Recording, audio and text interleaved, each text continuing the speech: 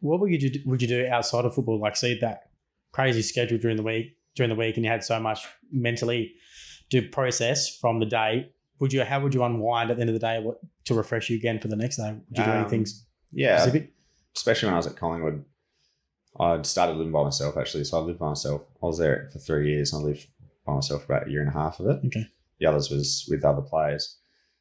I play a lot of video games. I read a lot of books. Mm-hmm. And then also I love catching up with mates for coffee. And that's pretty much how I spent my time. I try to do some study at Collingwood and it stressed me out more than what I think at the time I was struggling to get into the team, and then I was going home and I was stressing about starting uni. I just don't think that's healthy. I think it's healthier when you're looking forward to studying. And I was, I started stressing myself out. But those other things, video games are easy to just unwind for me personally, and reading.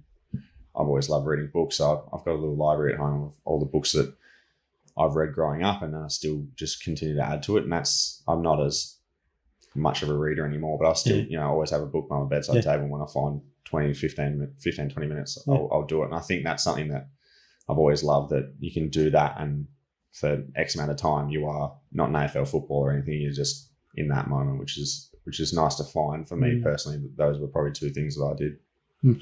Did you find it hard to kind of separate yourself, like an identity, kind of like you're a footballer, and then outside of it, you weren't really? Not for me personally. Okay. Because I wasn't a superstar and people didn't recognize me. I feel that would be such a hard thing to accept or separate when you're going to coffee with mates and there's people trying to get autographs. And that happens, especially at Collingwood. Travis Cloak, Scott Penderbury, Dane Swan, they cannot go to normal cafe. They go to the cafes where they know the owner. So the owner can tell people to just lay off them. Things like that. So I found it quite easy because I could just walk the streets and no one gives a shit who I am. But that other side of it, I've seen, that would be extremely difficult. I feel trying to find yourself as a person as well as a footballer, where I had the absolute luxury and I really enjoyed it, that I could go wherever and do whatever. I could go to nightclubs and not have people know me and be worried that, someone's trying to extort that and things like that. That was very nice. And that's something I very much enjoyed about my career, is that I was a bit of a nobody and I could just do what I wanted without, a whole lot of recognition. Through your time at Collingwood, was there injury setbacks? Do you have stuff like that go through? Yeah, I've had both my hamstrings surgically repaired. So I had my first year, my legs blew up, I reckon, from the gym. Well, that's what me and the strength and conditioning coach talked about. He said, I reckon you've reacted too quickly to the weights as a first year player. So the next year I was actually on a bit more of a modified program.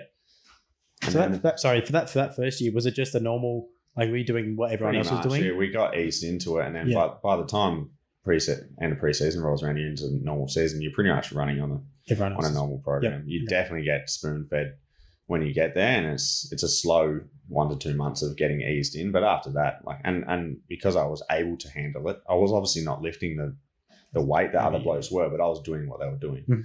It wasn't a fully modified program after you get incorporated in. And then after the second year? And then it was pretty much exactly a year apart. I did exactly the same injury on my left side, and I believe that one was more of a mental fatigue. That's, halfway through my second year is probably when my mental health started deteriorating.